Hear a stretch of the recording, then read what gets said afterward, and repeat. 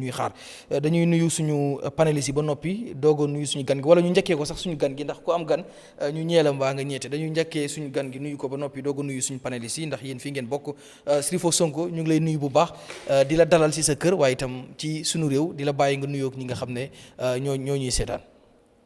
jërëjëf Galme kontaan naa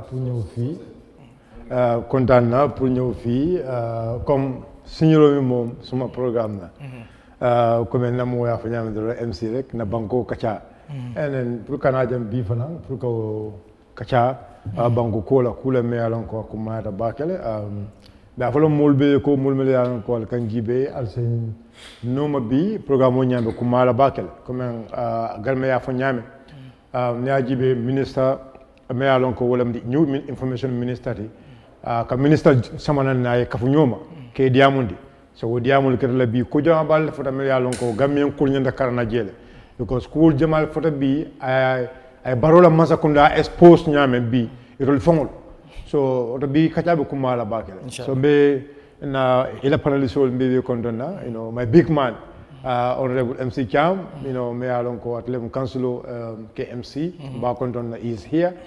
And then my good friend, me along go Matarr every time, me nyoko all the time. Although mboga dia but mboga jambo nyola fana anyway, ba konto na bage.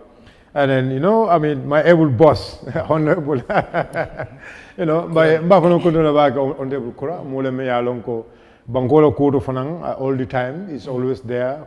Banko defend so many issues la. Although sometimes afanang aga cool jagal kadi la bitu.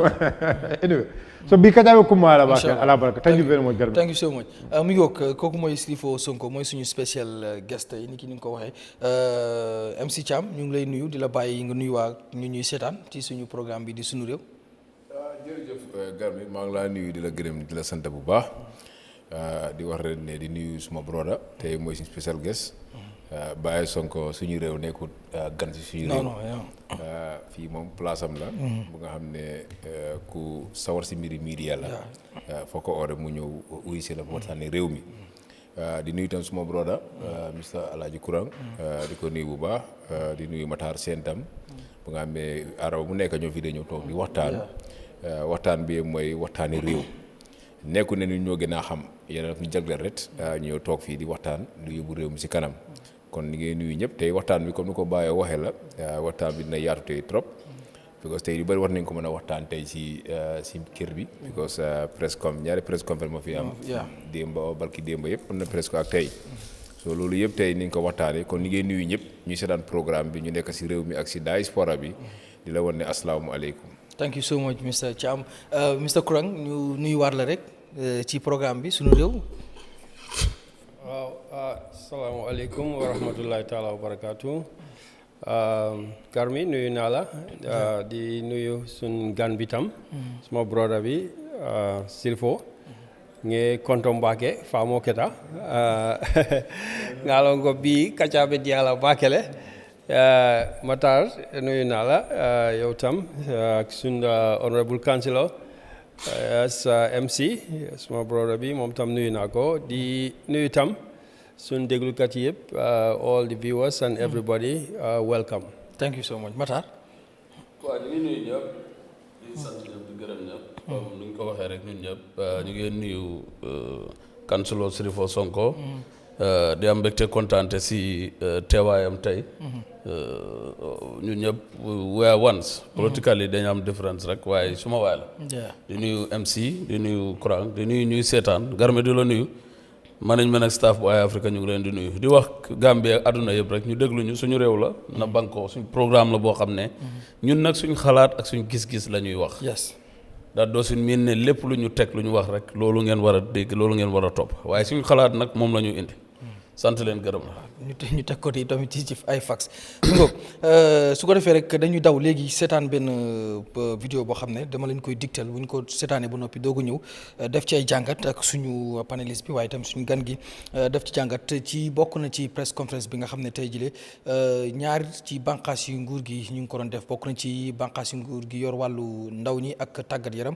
ak bànqaas yu nguur gi yor wàllu suuf si muy ministry of lands moom Amadou Ba su ko defee rek ñu am benn vidéo bu ma leen di digtal ñu seetaan ko doog a dellusiwaat indi ci ay jàngat.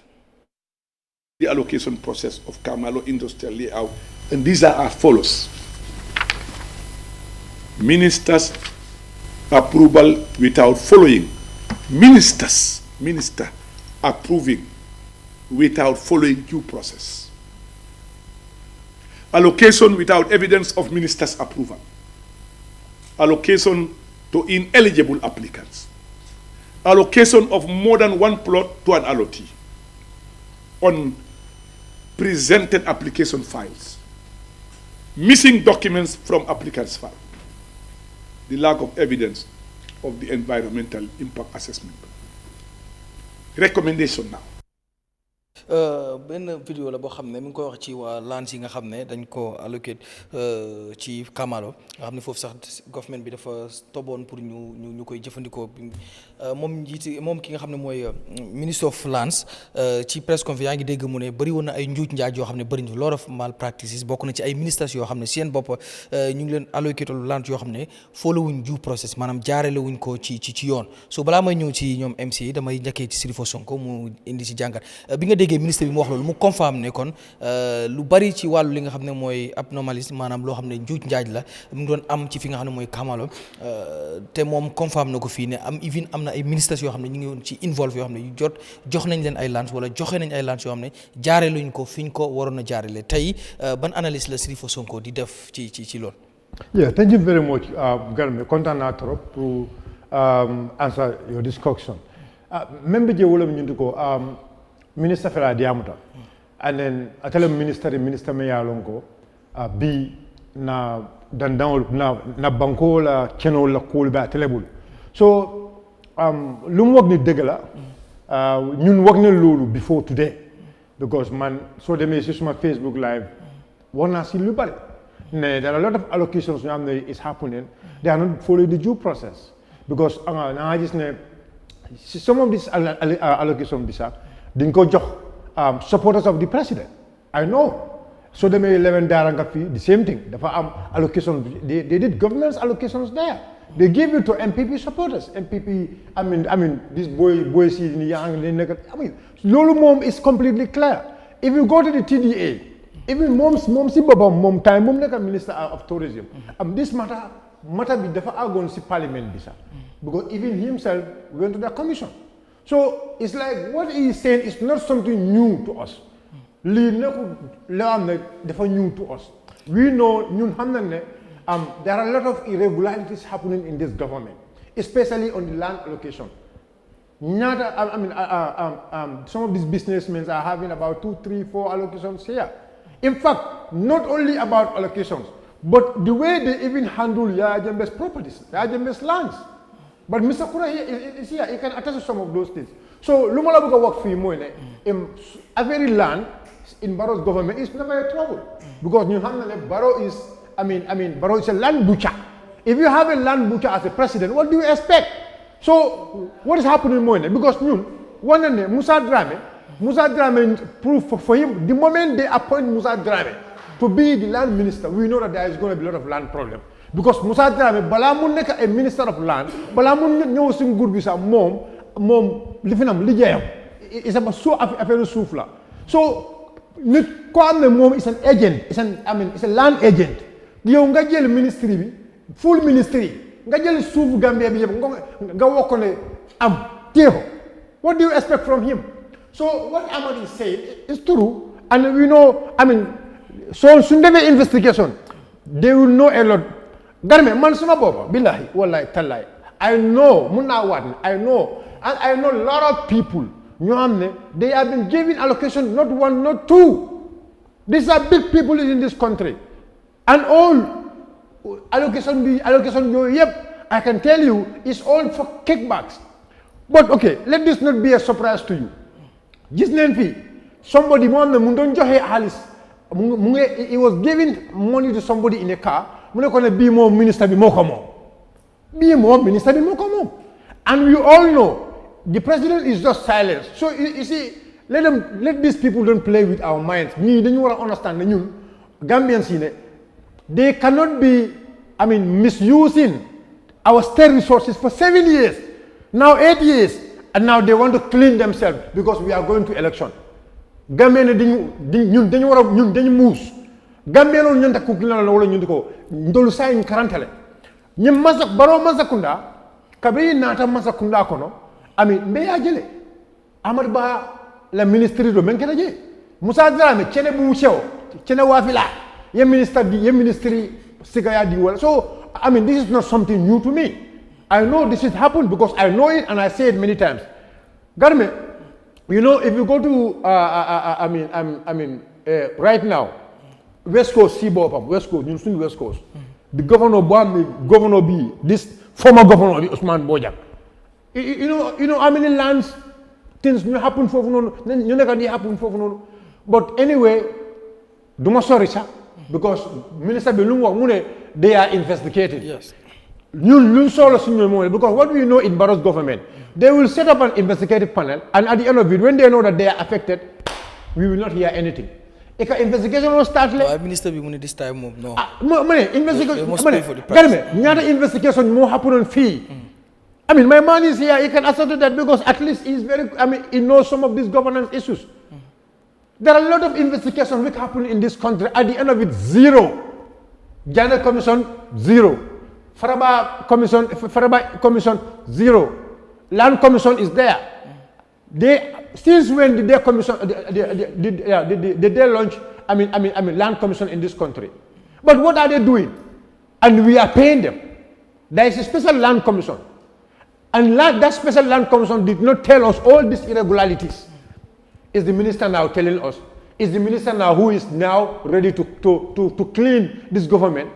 Yeah, but after investigation been def si lañ doga discover li yeb nga rumors bari won na but li mu ngi joge ci la xamne from officials ko xamne ministre lan moy rumo no like ban rumo la you cannot confirm something bu fekkee ne kenn si officiel si génn gud ne lii la fa demee xam nga mun nañ koo jàpp rek ne maybe allegation la parce que kenn mënu doon a confirm ne lii ma ne Garme waaw man dama dee ñëw fii wax man su may waxee rek ma angal yow man dama da jël suma time loolu moo tax sometimes man duma di I don't use the word allege in some of the issues because man dama xam I know you know let me tell you something nekkul ne we have every institution boo demee is all bad people there are some certain institutions here people who are working there, they love the country. They don't want to So sometimes, if they see some of the irregularities happen, they will try to reach out to us.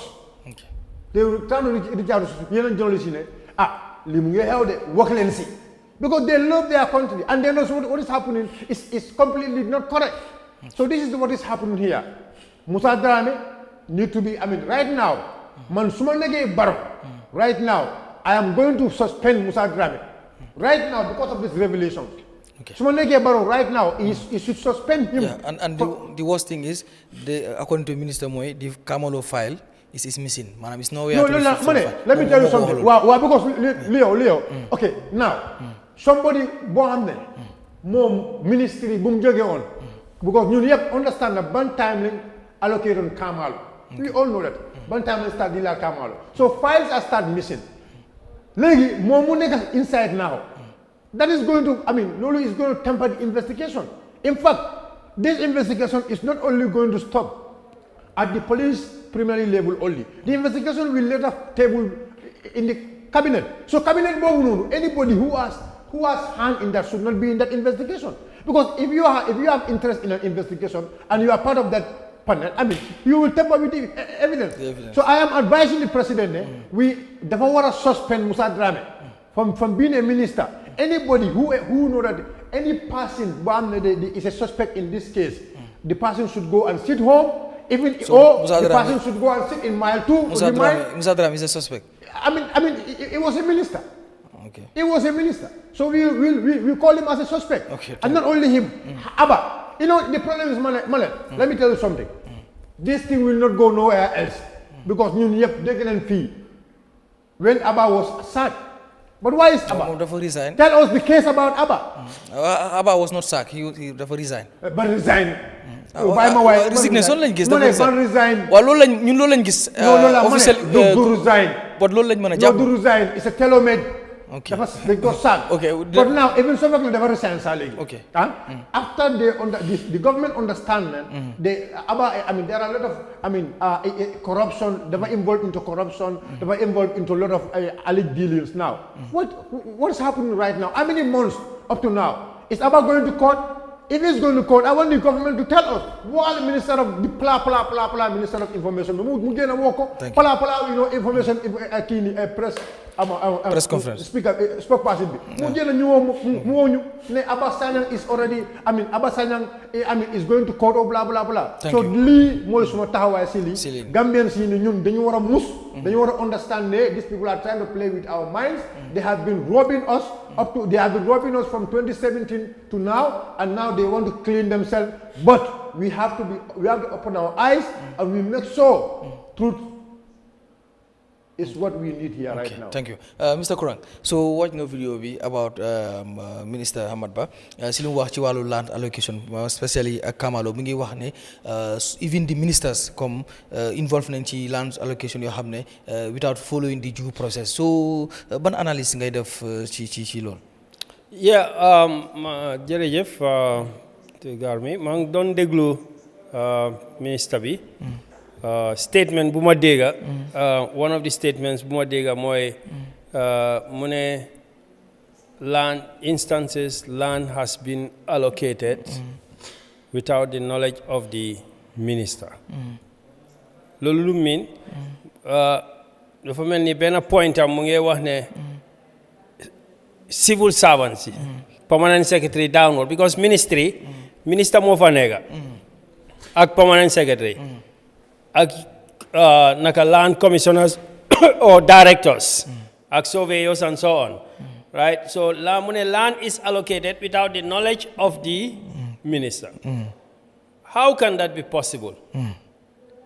Maybe it's possible because the minister also deal in land without maybe following the procedure.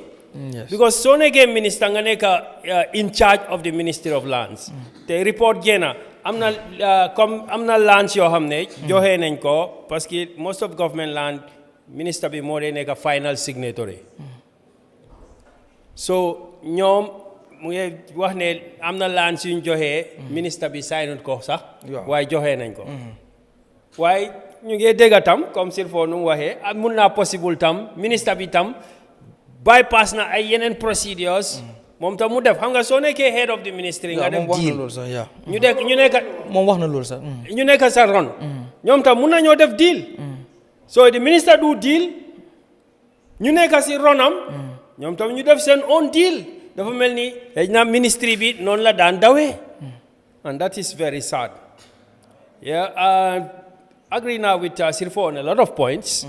Lii land problem bi dafa nekkoon di xew depuis Yahya Jammeh time xam nañ land problem bi Yahya Jammeh everywhere jàpp na fa land from Bakaw to Katong, from Katong to Koina, riversides, rice fields, built compounds, Banjul everywhere. Boom demee nag most of this government land dañ ko war a claim back. Dañ ko war a claim back na land bi mu ñëwaat back to the people. Of course, am nañ land procedure. I'm gonna when there is allocation for government land, daf dee mun a dem through different procedures balaa moo finalize mu nekk a final allocation.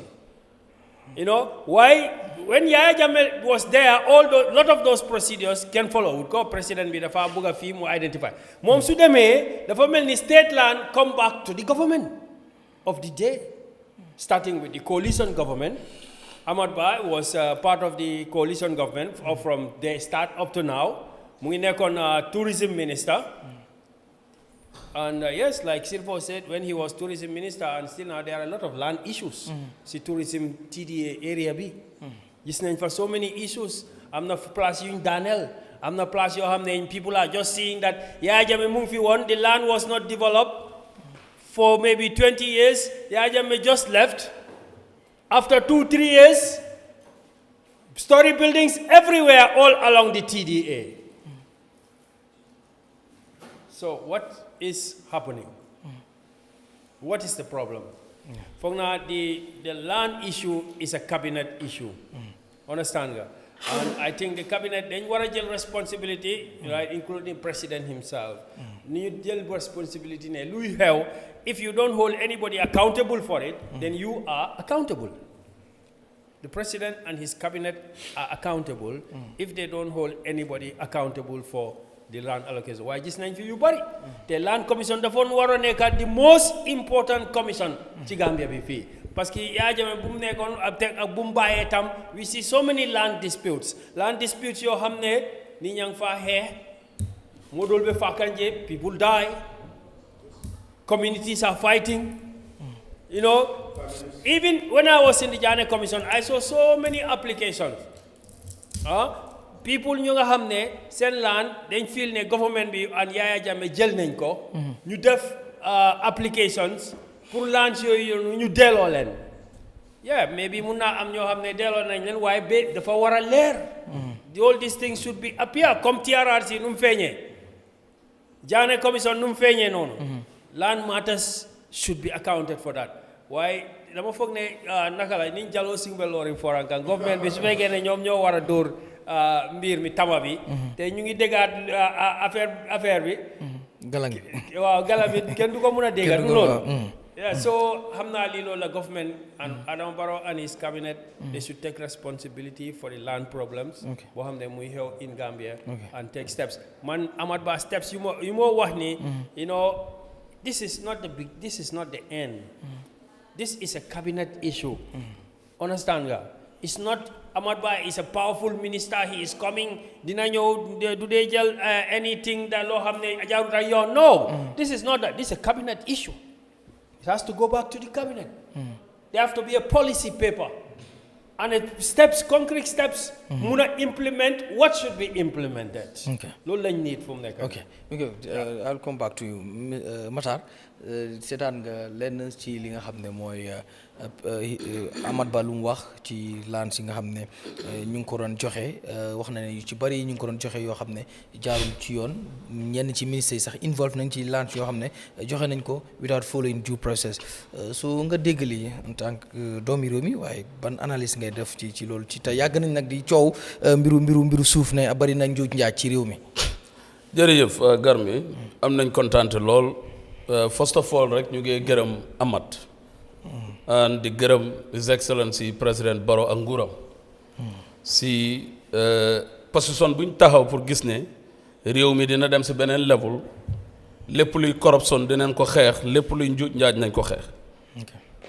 xam naa ne nag ku gërëmut nit doo gërëm yàlla tey na opposition moom position am dafaa nekk opposition rek they don't even want to take anything loo xam ne dafaa nekk positive they always want to be negative dañ leen di bàyyiloo ñu ngi gërëm Amat bu baax parce que Amat bi ñu ko appointé ba tey mais bi àgg na 2 weer wala 3 weer balaa Amat bi coalition bi ñëwee 2016 ba tey ñaata ministre ñoo fa jaar te li ñoo wax du mbiri day de wala mbiri démb depuis nguuri président Adama Barrow toog coalition la ñëwee coalition bi ñu waxtaanee Sherifo Sonko fi mu bokka Kurang fi mu bokka man fi ma bokka MC fi mu bokk ñoo bokkoon nguur amee nguur gi ñu oyee ko coalition ñu divide position si ak responsibility ñoom ñëpp mu nekkoon nguur cabinet déglu tëjal sa gémmiñ bi may ko after di nga am 1 minute pour waxaara ba mu pare rek tëj ko cabinet come on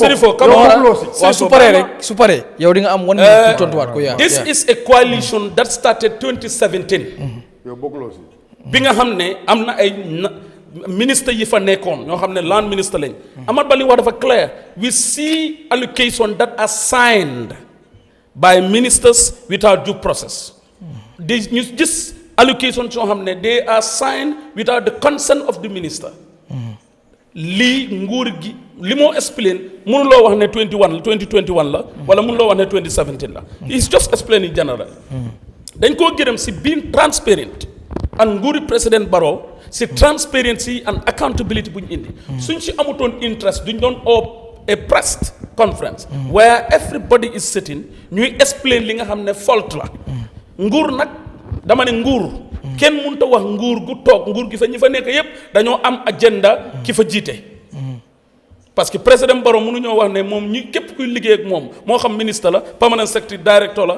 lépp lu président Barrow nekk bugga loolu la moo def wala lépp lu parti bu président Barrow bugga loolu la moo def nguur gi fi nekkoon nguuri jaxas baxas la coalition moo fa nekkoon su fekkee ne the process went through in a wrong process la Matarr a ko def Paate ko def Kumba ko def the government want to rectify and make solution towards that punish or suspend or prison anybody that do foul play loolu de képp ku toog fii di waxtaan da nga war a gërëm nguur googu noonu parce que su nguur gi amatoon interest duñ ko waxtaane su nguur gi amatoon interest duñ ko doon génne te yéen déglu ngeen press release boo xam ne including Kamalo and others government make a press release and suspend all work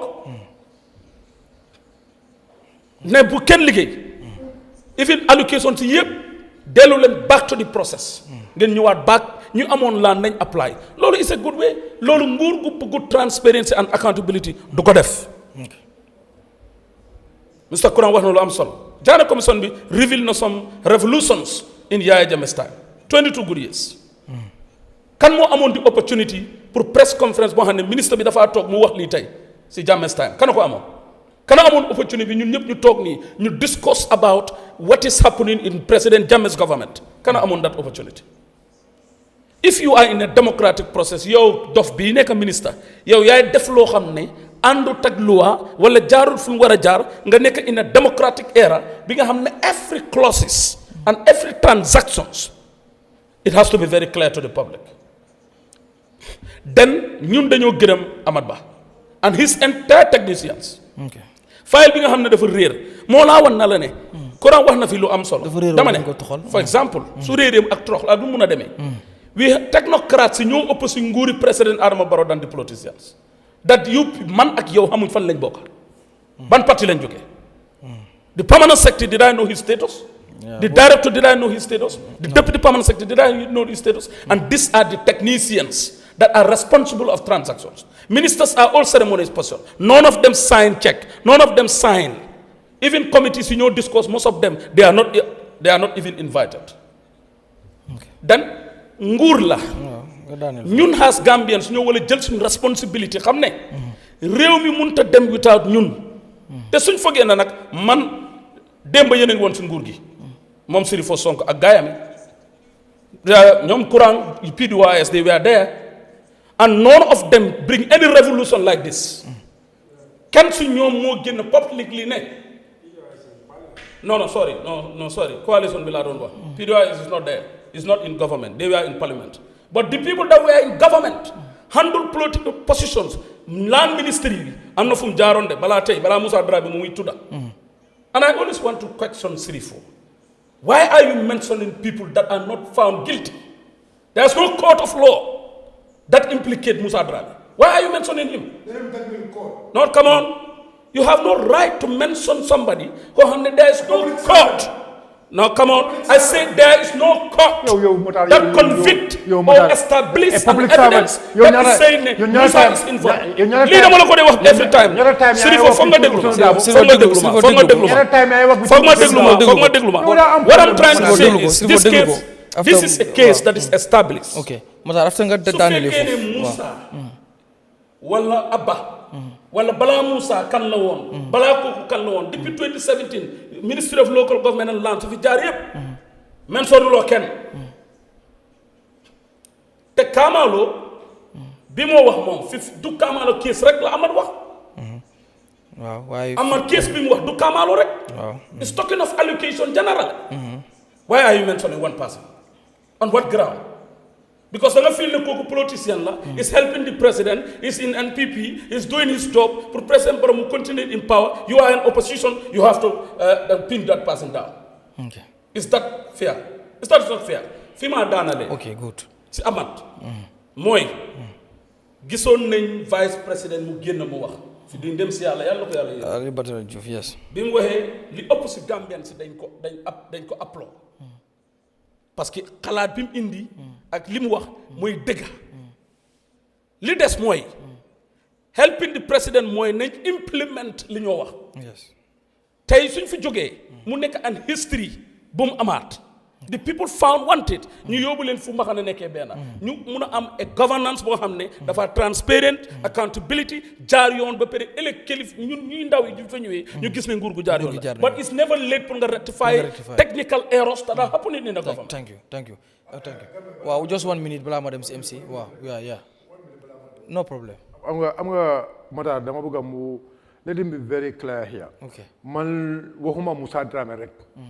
dama bëgg mu wax ma ne Musa Dramé Abasanya ñooñu this I mean land allocation Matarr let me tell you something 1 minute bi moo ko moom Amadou lu moo wax allocation yi moo wax ni waxal 1 minute rek I am telling you maa la ko wax it's going to be under the leadership of Musa Dramé and under the leadership of Abasanya. I am telling you that loolu moom moo wax I'm not going to even abandon good government right now. So man lu may wax fii mooy ne man dama am I have the right to hold the public officials accountable. Yes. Musa Dramé su nekkoon ministre duma wax turam. Dama bëgg nga understand lii. That's true. Yow Matarr yow mi nga wax ni nga ne government look you were not part of our government when you were not part of us. When the coalition was coming, you were APRC, and that APRC is what you were saying during Jammeh time. So that is what you know. So now we're going to understand that as a coalition government, when we came initially, we want things to be right. Okay, that's if it fine. goes wrong That is all about Barrow. No. That is all about Barrow. Bàyyi ma dem si MC ba pare dinaa ñëwaat Barrow. Matarr dinaa ñëwaat si yow non xoolal That is all MC about dafa Barrow. ñëw dinaa dellusiwaat ci yow Matarr. yow nga understand Matarr soo bi maa ko Matarr xool yow yaa wax fii Sherifo it's okay Sherifo sa 1 minute bi jeex na yow mënuloo am ñaari lifin yow mënuloo am ñaari tong Sherifo jeex na Sherifo is doing a good job. Okay, This is what he revealed and you want to correct that one. Yeah, okay, thank you so much Sherifo. Okay, Mr. Cham. Siraan nga vidéo bi gis nga Amat Ba li mu wax ci révélation yi nga xam ne def na ko tey ci press conference bi ñu bari nag am ci ñi mbetteel ci lu mu tudd yenn ne ci biir loolu sax am na ay ministères yu ci ministères yi nag prise à jour comme waxul ne ci corén ministères yi la wala nanga waaye dafa wax ne am na jamono yoo xam ne ñu ngi joxe ay land ñu koy joxe woon jaarul ci yoon waaye am na ay ministres yoo xam ne maanaam ay jëwriñ yoo xam ne bokk nañ ci loolu noonu te jaareluñ ko fi ñu ko war a jaale maanaam without following due process. gar bi nga maa ngi laa gërëm bu baax maa ngi déglu naa ñoom ñëpp seen wax gis nga Matarr dafa am lu mu war a understand suy doori sànni xeer opposition te nguur bu toog fii opposition la ngay nekk ñaar fukki at ak ñaar te président Barrow nga xam ne tey mu ngi nekk géwélam nekk def opposition ñaar fukki at ak ñaar kon tey kooku dafa respect opposition maanaam day wax ne opposition sax ñoo gën a bëgg a réew parce que ñoom ñooy gis lu nga xam ne jaaduwul lii yëpp wax nañ ko fi affaire yi laan yi wax nañ ko fi am nañ fi daa was land commission ana report bi government bi establish ne land commission amoon na fi si nguuri Adama Barrow joxoon nañ gars yi 3 months duration pour gars yi def seen liggéey ana report boobu da nga ko gisaat da nga ko déggaat su fekkee nga dem nga def sa own fine yi di nga gis loolu daa was land commission xam ne amoon nañ fi jël ay commission yoo xam ne jëloon nañ gars yi pour ñu xool mbiri suuf si réew mi fii tey soo bàyyee xel Amat Ba waxam man dama bëgg a sooy communiquer ak askan bi dafa war a transparence da nga war a explain ñëpp understand kan ak kan la peut être honorable Kurang am na lu mu wax lu am solo la lii waxi cabinet la toog leen cabinet nga wan cabinet bi ne lii moo xew already yow xam nga ñan la jëlal report bi nga jox ko police yi ñu def seen liggéey you don't even need to pour call press conference wax ne waaw li xew na si ministre bi lii xew na lii ak lii jaru ko already am nga report ne gaa ngi doon joxe laan toppun due process loo war a def mooy jox ko police yi ñu def seen liggéey ñu xamal tey ñoo joxe laan si ñoo sign documents yi gisuñ ko yooyu yëpp ñooñu tey ñu ngi ci dëkk bi fii weer ñu nekk permanent secretary oo ñu nekk ministre ku mu di nekk yaa ngi ci réew mi fii jox police yi file bi nit la pour si another commission wala pour nga def another audit loo soxla mooy audit am nga évidence yi leer nañ bala nga oote press conference wax ne lii ak lii xew na sa ministre bi peut-être moom fan la jógee foo bari na coow ministre of tourism la nekkoon gis nañ coow ba fa xewoon even naka board bi demoon nañ si assembly bi si affaire corruption bu nga xam ne moom sax jur nañ ko baaraam foofu so du bëgg a bële dem nga bëgg a isi beneen bu ees so ñëpp leen war a doon fu mu nekk ni all the ministers dañ ko war a audit ñu xoolaat ko bon lu gën a am solo mooy bala nga oote press conference ne ministre bi am na problème lii ak lii at the cabinet level yow war ngaa mën a toog nga toogaa ministre bi seen cabinet ne yow as a new ministre lii nga fekk si table bi après lii jaarul entre loi bi toppul jobun ju process léegi di best thing lu maa def mooy dama koo xana ko tuddi police o nga xam ko tuddi force squad ñi def seen liggéey from there nga oo presse bi ne dem nga si sa ministre boo ñëw es fekka fa nga lii ak lii ak lii ak lii du sangam discourse sa seen neem si because tey loolu ale réew mi la soo ko discourse su tey ba su fa génne xam nga nguuri arambara du ndee jàng dafa am ku gaay ku nekk si boppi réew mi fii mu Yahya Jammeh bu gaay génnee Jammeh yu bari xew na fi gis nañ ko fi ñoom foog naa waruñ ñëwaat si loolu mu xewaat seen nguur an lu gaa doon crisage Yahya Jammeh yépp loolu mu ngi ñëwaat seen nguur peut être coow yi suuf dafa bari si ministre yi boobu dafa bari coow yi suuf lan su gaa alloqué dafa bari coow bi bari na wala ñoom ñu wane ko si seen jamono oo beneen nguur buy ñëw dina feeñ but as a minister soo war dem ba war a oote press conference nga war a wax askan bi da nga war a teg lu leer nañ si ko table bi ne man ñëw naa si ministre bi lii laa fa fekka waaye lu ma def mooy neksoon naa toog naa cabinet bi discuss naa président bi jël naa file ak documents yëpp xanu wax naa ko ti police loolu mooy liggéey bi waaye su mu bëggee doo di ju baaraam ne waaw kii la oo du kii pare lu bàyyi Sonko wax dëgg la am nañ fi ne aba kii sam baa ngi si police lu la gaa waxoon ana lan moo xewaat so yu bëri tey mu ngi xew si nguur bi nga xam ne ñu ngi ko nuba ba dama gëm ne tey si war a dem ba war a jël sa time nga tëj sa office war a oote press conference for almost 2 or 3 hours di wax presse bi dafa am lu leer na ñu nga xam ne nga war a tegal gars yi si table bi mooy door nga liggéey bi lii nga fekk si liggéey bi lii mooy document yi any press media house bu fa ñëwoon kay tey dañ la war a jox benn copie ne copie yaa ngi nii lii laa fekk si table bi lii yëpp dina ko siyaa yooyu noonu da nga ko war a siyaa all the media houses ne suma ministre bi permanent secretary la o directeur bi la o ministre bi la koo munti gis ne lii mooy xew sa ministre bi da nga ko war a askan bi dañ ko war a xam loolu mooy dëgg soo nekkul ñu war a nekk fii di jur baaraam président bi moo war a taxaw bu ko président bi dafa fu mu gën a mu nii bala mu nekk président mooy mbiri suuf Barrow loolu président Barrow loolu lañ ko xamee loolu moo nekkoon liggéeyam affaire yi suuf moo nekkoon liggéeyam so kon foofu espatam la erreur boobu tey waru nekk problème si Gambia bu ko foofu la xam foofu tey warta suuf waaw so automatiquement ñëpp lu expliqué tey mooy président Barrow erreur boobu la war a gën a focus mooy affaire yi suuf ba foofu mooy liggéeyam foofu la nekk fa xamee ni yées bu nga xamee léegi fa la doon liggéey mooy affaire yi suuf affaire yi kër te soo nekkee président tey yow foofu erreur boobu da nga ko war a xam bu baax a baax. so thank you waaw just 1 minute because dañu move si dama bëgg a dimbale Sherifo ak MC. MC dama ko rectifier na ko. barki démbal la parti leader joxe def press conference ne. na Gambia government through the spokesperson or the minister of communication génn wax ñu lan moo xew. ministre bi génn mu ngi laa wax lan moo xew nga ne waratoon a wax. yéen daf leen leer na this case is already in the police do you know that. no ko come on MC may ma rek dama ne yéen none of you people mënut a garanti ne is this case is not in the police.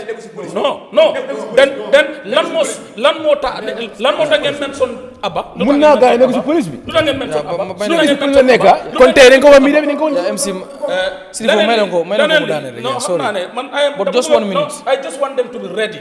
Man I am very ready for them. I am ready to discuss with Gambians. su leen neexee ñoom ñëpp nañ prepare. waaye nañ ma jox time pour ma wax dama ne. coalition government bi mu ñëwee.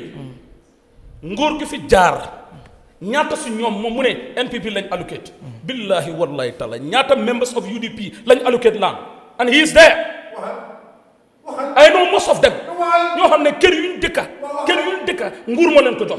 who's you to tell ne nguur du jox keneen. waaw pour ñu follow due process moo gën. Thank you. Then this is not about blaming President Barrow. It's about Gambians. A process that is not followed. You don't know whether it's an opposition, whether it's a ruling government, whether it's a technocrat that did that. Then if government is ready to find out who did it, you should applaud that government. They have the privilege to tell us. Thank you, Sherif. Dañ am privilege pour wax ñu. Pour wax ñu leen waaw. Li mooy problème bi. Jana, so is this not a press conference? 7 years now. Okay. Sherifo ñu dem ñu jàllal si beneen point mi ngo ngoog bokk yéen ngi bàyyi xel Eyeafrica TV di ñu déglu ci ay radio téeméer ak juróom bu tombal juróom suñu réew nii lay am ci àllarba bu jot ñu ngi door gis ngeen bi ñu door ak léegi ci suñu beneen ponk leen jëm ndax dañu desaat sax ci wàllu suuf ak ki nga xam ne mooy honorable Amat ba tey ci wàllu real estate yi nag am na yenn kàddu yoo xam ne yëkkati na ko jëmee ci ñoom su ko defee rek dañuy seetaan vidéo boobu bu ñu dellusiwaatee def suñu jàngat laata ñuy dikkaat ci beneen ponk. If a lady, civil servant, came to my office, said, Minister, I want to see you. Say, you don't have an appointment. Say, I don't think I need an appointment, Mr. Minister. I understand nobody gets appointment coming to you. I want to see you. She insisted on seeing me, and I saw her. She gave me a paper. Her mother, her father, her brother, all the money they had in life, they bought a piece of land from an agent that can never show them where the land is. All their savings went in vain. Immediately, I ordered the estate agency's executive to come and meet me the next day. Couple of it, they have already sought for an appointment. We met them yesterday, and I've given directives. We cannot wait for the law. We'll put in regulation to regulate them. From Monday, they are starting to, I'm giving them 2 weeks to produce it for them to be gazetted, and we will deal with them in according to law. We cannot let that continue in this country. Scamming people, taking money, selling land that does not belong to you will end. And we have to ask a question. Let me tell you, why that when you steal a car, you go to sell it to Sankare. When Sankare is caught, you, the one who stole the car, and the one who bought it will be arrested and charged. Why, when someone sold you land that does not belong to you, him or her, you are never taken to court. Why in this country? Why? You rob people of their saving in their life, and then you go scot-free in the streets. Why those families continue to languish in poverty and dismay? That would end. Ngok damay ñëwaat straight ci Sherifo dégg nga comme honorable ba tey lu wax fii mu ngi ñëw si real estate agency sometimes ñoom it dañ dee jaay nit suuf boo xam ne jaarul ci yoon ëllëg nga dem bu bëgg a tabax am ñu ñëw jël moom mi ngi wax noonu am na sax benn lot of complaints yoo xam ne moom receive na ko from his ministry ba jël na léegi directives pour ñu réguler mbir mi ba nga xam ne dafay tegee ci yoon ndax yenn scams yu ñoo gis ci on land issues pour mu mën a stop so I think this is a good move boo xam ne from him nga xam ne sax moom moo nekk di minister of lands buñ déggee kàddu yu mu yëkkati yu mel noonu te many times yaa ngi dégg nit ñi di complain scams ci li nga xam ne mooy lands ci muy jógee ci ñi nga xam ne ñooy agency ci real estate yi. waaw anyway gërëm mi baax na trop comme ministre bi lu mu wax ok dégg naa ko si ay même fo tooñaale yaa jëlee kenolu mel be kéeri njang real estate solo scama solo siada bakele but you know real estate business, well, president of all business, that was the business of the president, and I believe yet still, the business is continuing. Majum, they deal with lands and rental, you know, they can deal well. So, for policy, I mean, même for the minister, let the policy be there. I mean, for the Gambians, not to favor the real estate agents or so ever. So, because remember, you see. Garme, I don't know what dara fi. You see, real estates like your Sonia Usunyun, nga jënd land 200 by 200 from a family, let's say from the Kurang family. This 200 by 200 is an agricultural land. I want you to understand, listen very well. Suuf bi agricultural den bay fofu. Suufu mbay la. Den suufu bay la. So loi bi lu mu wax mooy ne suuf boobu noonu soo ko bugg a toon nga def résidentiel danga war a dem si land survey state bi take their share. I think state took about 25% of the land will be given to forfeited, or 25 or 50% of the land will be forfeited to the state. Nguur ñoo jël loolu. So loolu suuf boobu noonu dina nekk is going to be owned by the state. So lands yooyu noonu government loolu la dee lands yooyu la dee nekk di allocate to yeneen to ñoo leen dee nekk di def seen allocation si nii. So même be jangolom ñuntu ko ni yaa jibe that ni data to the main plan ni real estate sol ñulu ak man la ka approve it's still the same official solo the same government official solo the same minister mel yalon ko wala beje because même be jangolom ñuntu ko ni ko jam estate olti inatante ya there is what is called ikamenga wala ñuntu ko inyanda ka fongo fana mboni marceo jamao social needs football field for if that place need a football field I mean inyanda ka wol be bondi je garaso didn't know la playing ground so normally if you go to the main plan ikatara jere okatara in the main plan but what will happen near main fonko yinta ya approve sign the same real estate agent soul kotanke they will deal with officers in the government in the planning imina murla kotanke iba mutala kotanke iba kuntula another alkaluf kotanke they will approve the same plot in the government they are working with the fault of the technocrats will have fault we put it onto the president there's a reason for that we put it to the president because the president have right is the head of state. He have right to sack whoever is not doing what is supposed to appoint and dismiss. So effectively, dafa am nit ko amne mom ngay liggéey ci nguur government or the president or whoever is there, whoever is responsible there, because government is a cane. Now I want to understand one thing here. It's from the minister, it's from the president, minister, permanent secretary, deputy permanent secretary, directors. You come to secretaries downward to the last person. So all these people need to be accounted for whatever they are doing in the government because we are paying them to deliver to us. So Ahmad Ba lu wax ni tamit I will join with him he is starting an initiative one is very important because these real estate agents are scamming a lot of people. Man ni fu ma la woy ni already. An agent is scamming dafa am benn système bu kuma xam moom gorom moo ko yónnil xaalis pour mu jëndal ko suuf gaa yi dem agency dem jaay ko suuf ba am ne suuf boobu noonu doesn't belong to ko am ne moom mu ne ko di jaay suuf boobu noonu until and unless time bu gaa yi fay xaalis bi already ñu consult ma def suma investigation ma am ne kooku noonu ku nekk di jaay la kër bi ma ne Amadou Ba lu mu wax ni dëgg la but li problème bi mooy ne ma ne agency if they regulate dama bëgg nga understand something here suñ regulate the real estate agents or whatever or suñ defee whatever policy if the government is not ready or the government officials now are not hold accountable I am telling you it's going to be zero because these estate agents let me tell you something they cannot approve any document agent do mun a approve land transfer never agent do mun a approve area council transfer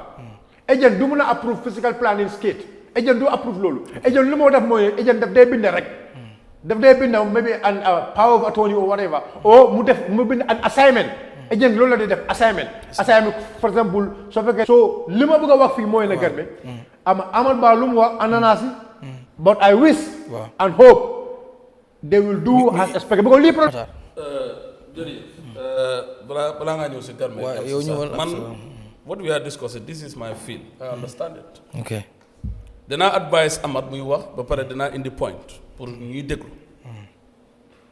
problème yi land si réewi Gambia is li ko cause mooy amuñ proper land history in this country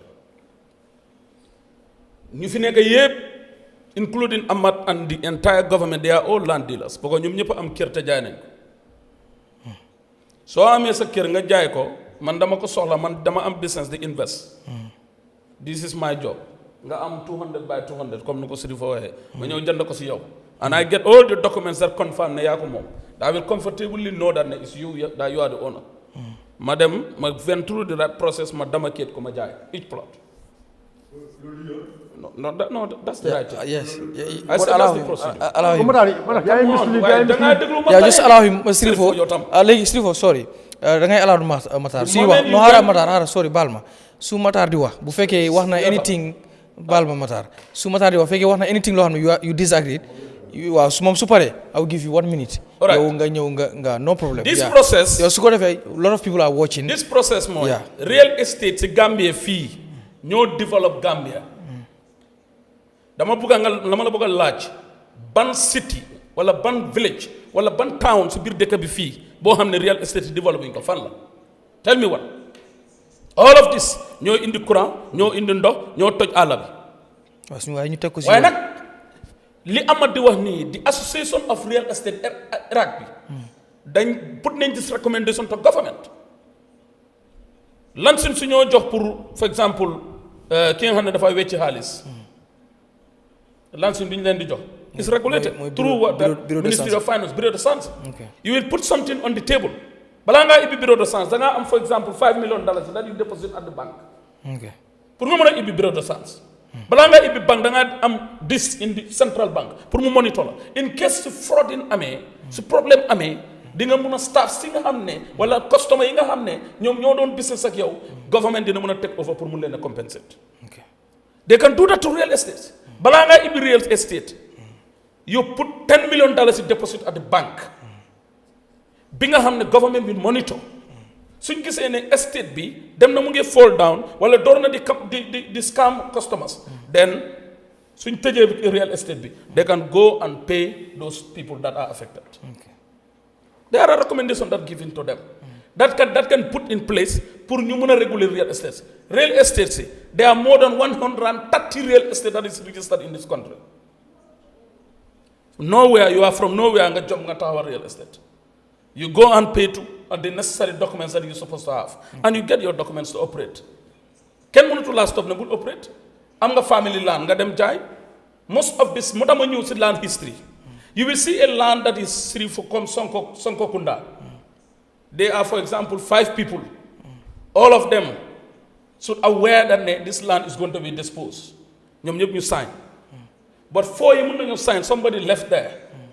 ngeen jaay ko a real estate man businessman bu ñëw mu establish all the documents and the necessary documents and approval from government mu damakee door di jaay somebody the last person that's supposed to sign génn a tëb fële ñëw moom tamit case cause problem.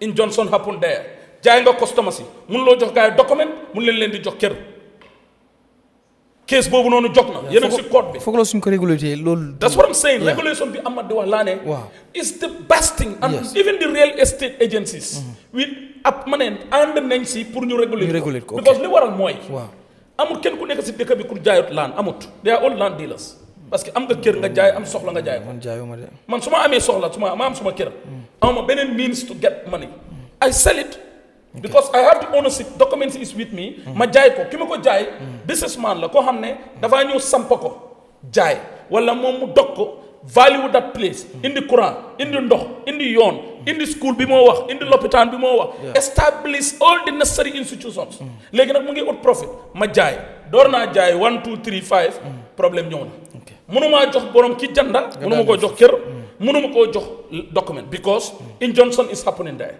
Land history in this country alkaalo yi ñoom fi ñu dëkk area council si fu moo liggéey moom Sherifo fi ñu toog nii who is the original owner of this place amut kaalo bi nga dem foofu physical planning Brikama area council sign seen CEO bi sign nga fay $7,000 to the bank they are getting revenue out of it nga dem government nga fay owner. I am the owner. MC Cham tam am na the same documents. Sherifo Sonko am na the same document for the same land. lu ko waral amuñ proper land history xam nga Amad fan la war a workee on. The officers itself that are responsible of giving out documents. ñu regulate seen bopp first. We get proper land history of all these lands. The time I went to France damaa jeexale fii bi ma demee woon France. damaa jeexal fii bi ma demee woon France dama dem si real estate company bi ma laajte. real estate company bi ma demee ma laajte. wallahi billahi ta fii suma area moo tax am just explain dama leen di ko war ngeen jégalu ma rek. area am la waaw area am la foofu waaye dina ñëwaat. bi ma demee si office bi. ay dama fekk case on the table. dama ne land problème am na Sénégal am na Gambie am na fu nekk waaye pour ñu regularize ko is very good waaye regularization bi Amat Bah bu mu foog ne real estate si they are the issue. Most of this problem is from the officers dooree ko from the ministry ñëw to the alcalos ñëw to the fiscal planning ñëw to Brikama area council KMC West Coast naka LRR URR ñoom ñooy joxe documents yi doo ma joxee document nag dama yaa moom place am naa right su ma bëggee maye su ma bëggee jaay thank you so much Mr. Kurang watch nga vidéo bu kii nga xam ne mooy ama no problem it's okay yeah good so léegi yow ban comment nga am si loolu Kurang because gis nga li Amat Bah wax ci wàllu ni ñu def pour réguler li nga xam ne mooy real estate agency su ko defee land scam yi ñuy gis ak land dispute yëpp ñu mën koo mitigate ba nga xam ne duñ ko déggaat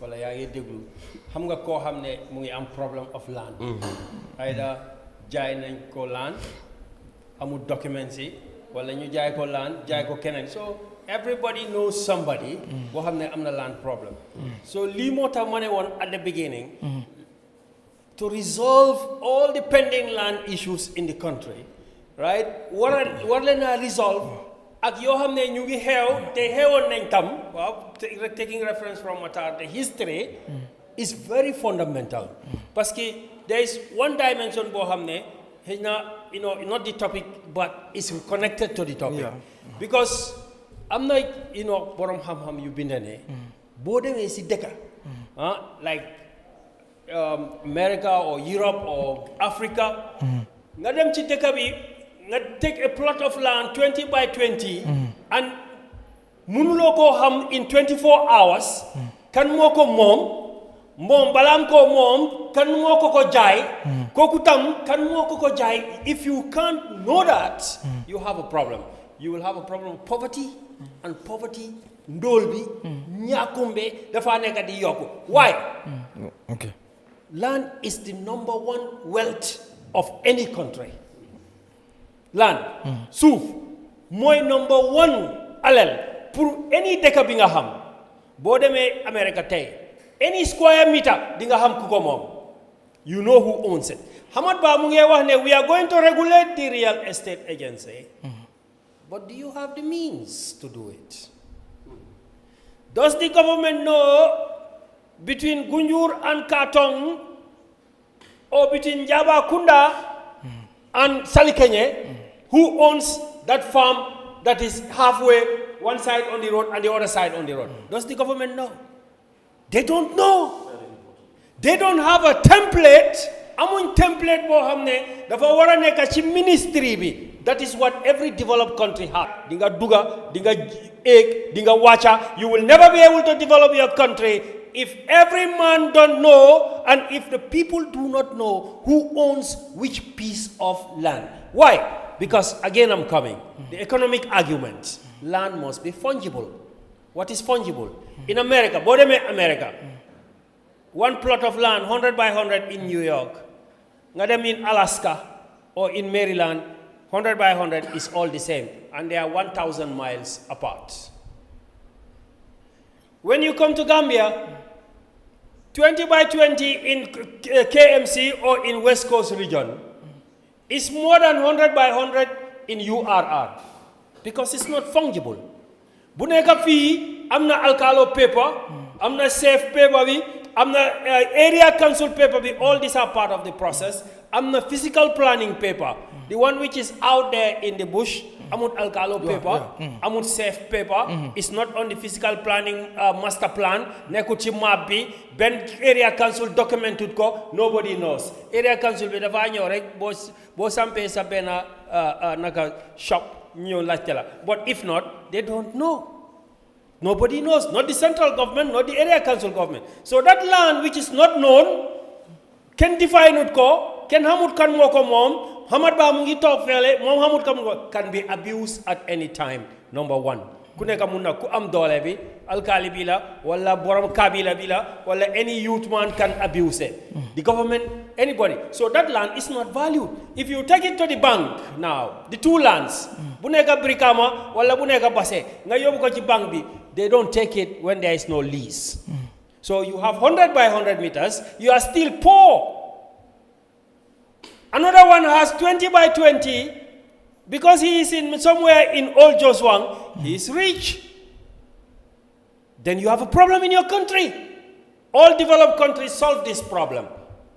And according to an economist, Sotomayor, you must solve this problem before you can develop.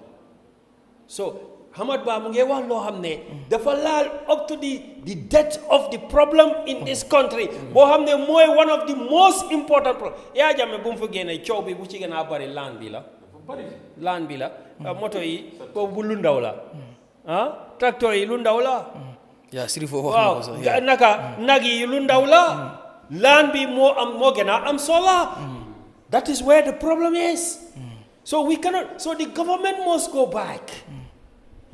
Because Mom mentioned that the first press conference was flouting of the due process. Yange def lo hamne, right? Yange jala loi bi, permanent secretary nga, or na minister nga yange jala permanent secretary bi, permanent secretary bi, munge jala minister bi. Those are flouting the process. They have to resolve all these issues government before you them back. Otherwise, without the master plan of the country, without proper documentation of every inch of land in the country can even go to war. All the countries in the world are into war because of what? Land, bro.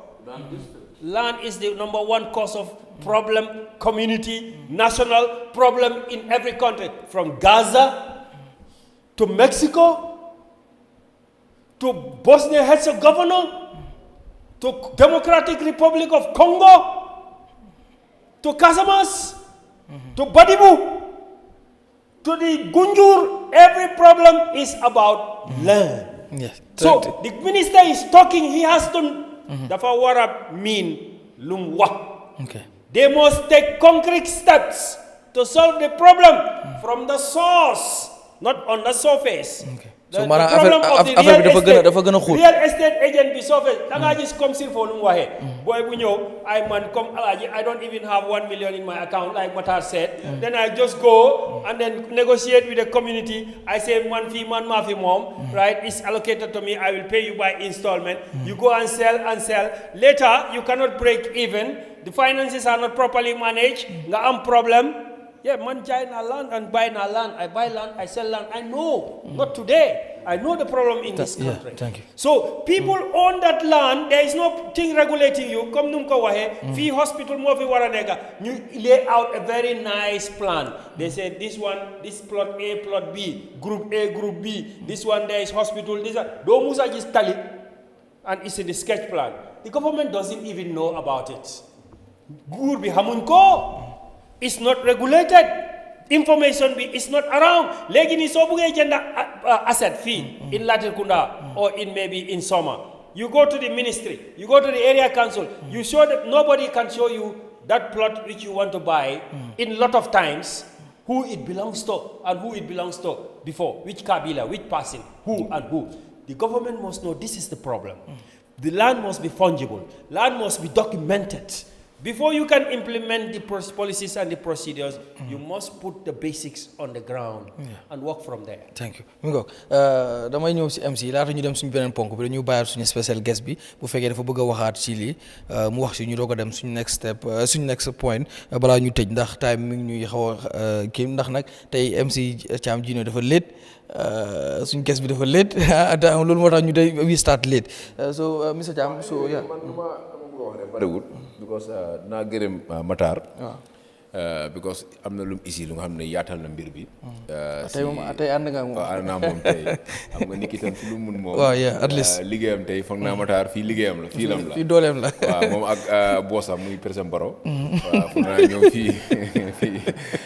fii mooy seen liggéey fii la gaa gën a mun so foog naa ne fii war a nekk problème foog naa ne amal ba bari mu def press conference waroon naa mun a seet ngeen Matarr gars yi waxtaan si mbiri estate bi yooyu ne Matarr na ko gën a mun a xam nga su ñëwee am nga amal ba dafa nekk ni ku nu nga ko dee waxee da bee ni ku dee kufang la so am na noo ko dee joxee doole rek mu jël affaire bi because tey yu bëri mu ngi ko def tey si press conference bi yu si ëpp sax ministre of information moo war na joxe information yooyu because soo mbiri estate dafa nekk lu nga xam ne coow suuf problème Gambia la waaw loolu suñu problème loolu du tey du jamono bi dafa yàgg so foog naa ne ñoom léegi bu gaa yi ñëwee war nañ ko waxuma nañ ko mën a adresse at once mu jee war nañ mën a xool lan mooy problème bi gis nga commission di gaa yi di samp am na mel tey yaa ngi isi gaa yi xëy na ñu nga leen waaye ay commission membre am na mel ñu ngi si grâce comme laay lu Matarr explain nii soo jëlee people laay ñii ñëw ñu toog ñu wax la lan mooy problème bi dafa jot sam ñitti réew mi mu oote dialogue si affaire yi suuf mu oote dialogue affaire suuf mu oo leen ñoom ñëpp ñu toog mu inclusive dialogue waaw ñoom ñu toog kenn ku nekk wax sa xelaat lan nga foog ne lii naka la ko mën a saafara nekkul da nga war a jël ay ñetti nit oo juróomi nit rek def leen ay commission ne waa dem leen nga def liggéey bi bon ooteel muy dialogue nga ootee ñoom nga waxtaan ak ñoom ministre bi oo ñëpp ñu xam ne yaa ngi am estate yaa ngay liggéey si mbiri suuf ñu oo la nga ñëw toog ñu waxtaan kenn ku ne wax sa position lan nga foog ne lii naka la ko mën a saafaree ñu bokk si waxtaan bi lu suñ ko defee rek dinañ am solution bon bu nga ootee press conference soo laay di former vice président bu mu ootee fii press conference wax na yu bëri bon bu mu gaañoo amul dara xam ne implement nañ ko peut être ay deboo réew mi fa si kontaanoon ñu si waxam yi press conference boobu bon bu anamul léegi da nga ko déggaal dara ceeñut even suñ foreign policy bi waxoon na si woon ne dafa nekk weneen win la war a nekk waaye naa lu ñu gis mooy ba léegi dara amul dara xam ne ceeñ na fa so foog naa tey nga oote press conference nga wax ñu em fa waa fii la mu em boo tey dafa am soo nekkee ministre wala nga nekk councilor wala nga nekk député da nga jël oath dafa am loo waat so yu am na secret yu bëri war la ko génne si media peut-être yu bëri tey amat def na ko lu nga xam ne loolu si biir la war a em because lu cabinet discourse dafa amee foofu la war a em dañu war a am bàmmeelu biir nga war a am bàmmeelu da nga jël oath da nga waat ne secret yu bëri war la koo génne si secret réew lu nga xam ne loolu tey foog naa am na yu bëri xam ne mu ko def tey si presse conférence bi yooyu il faut nguur il faut président Barrow xool gaa yi xool foofu loolu lu mu war a xam mooy ñoom neen seen biir la war a nekk tey bàyyi ak dafa am xam nga maa ngi ñëw si yow non xam nga fu ma waxee there is access to information waaw wante ministre wutoon na bu dara wala wante yow soo ma waxee ne dafa premature mun naa la wax ne ok because lu tax muy nekk premature mooy ne because jowut I mean it doesn't give us léegi fu ma waxee a clue xam nga fu ma mun na nekk tamit moom is also given a preliminary non fu ma waxee non xam nga soo demee am nga despite xam nga haute soo ko jëlee yow tey biir gaa bi council am na yu bëri xam ne tey doo ko mën a génne si media bi loolu mooy dëgg understand nga soo kon tey lu ma wax mooy soo demee tey mbiri suuf bi man lu ma si gis mooy gar mi mooy il faut nguur ñu oote dialogue ñu waxtaan dialogue ñu xool ban wéer a gaa war a si affaire yi fii because Matarr lu mu wax nii yaa ngi am pour deposit over $10 million peut-être ñoom am nañ organisation am nañ président am nañ everything soo loolu yomb liggéey bu yomb na léegi xam nga président pour ñu réguler ko is a brother to Tyler. That's the head of the real estate association. waaw soo kon léegi He's a legal waaw léegi oo leen léegi nga toogaa ñëw nga ne leen léegi lii ak lii leen bëgg a pare pour def am nañ policy document leen am nii leen bëgg a opérer man as a minister of naka land ku ees la nii laa bëgg a doxale ak yéen nga isi kayit document ñoom ku nekk tam wax sa input nga def ko document bu nga xam ne loolu la gaa yi doon di liggéey ñoom neen nga gis ne léegi kenn du jaay benn kër nga jaay ko juróomi nit jaay ko 10 nit booy problème land problème Gambia fii de man su ma la waxee ñaata nit laa xam ne ñu ma rek seen fii ay article yoo xam ne ay nit yoo xam ne dañ leen scam kenn déggaatu benn jigéen xam ne mu ngi Amérique kooku laay naa xaalisam sax dafa tasaaroo fii Gambia billaay wala tala système bi mu document mi ngi sama phone bi fii so ñuy de lu ak juróom naka la métier ak seede ba fa nekka nga daw liggéey coono wu yëpp nga ci seen ko benn nit mu jël xaalis nekk xaalis bi di la dawloo bu ko code bi na nga faa dem ñu ko ajoon rek waaw bala nga xam li xew fekk sax mooy loolu so dama laay may 2 minutes rek yow yaay ges bi waaw like dégg naa Alaaji what exactly you said loolu la war a nekkee you see suñ bëgg a resolve issue bi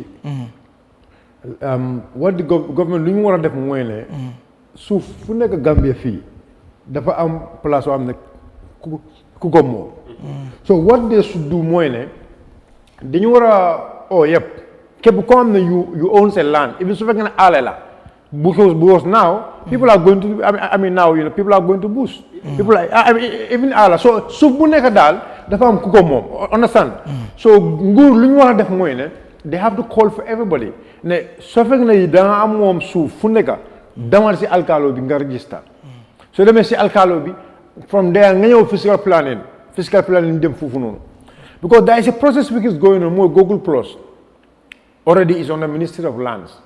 They are mapping kër bu nekk they mapping them kër bu nekk I think they already completed KMC now they are in West Coast now so Google Plus bi mooy ne like wherever you go kër bu nekk dafa amee daa have Google code Google Plus code so Google Plus code bi mooy wax ne comme like Google Plus code bi su registré suma tur yow nga ñëw foofu noonu nga dem fiscal planning bi ñu dugal sa tur si Google Plus code boobu noonu coding boobu noonu keneen su ñëw bugg a use that land suñ ko duggee si système suñ demee foofu noonu pour check di pour def dimension bi suñ duggee code bi foofu noonu di same code bi dafa wax gaay na non kii land bi dafa transfer to the name of somebody that system is already there system boobu noonu arab moo wala ne loolu is already there so that's a great improvement but nguur lu ñu war a def mooy ne to close all these things comme Matarr I align with Matarr lu mu wax ne mooy ne real estate agency yi nii there are some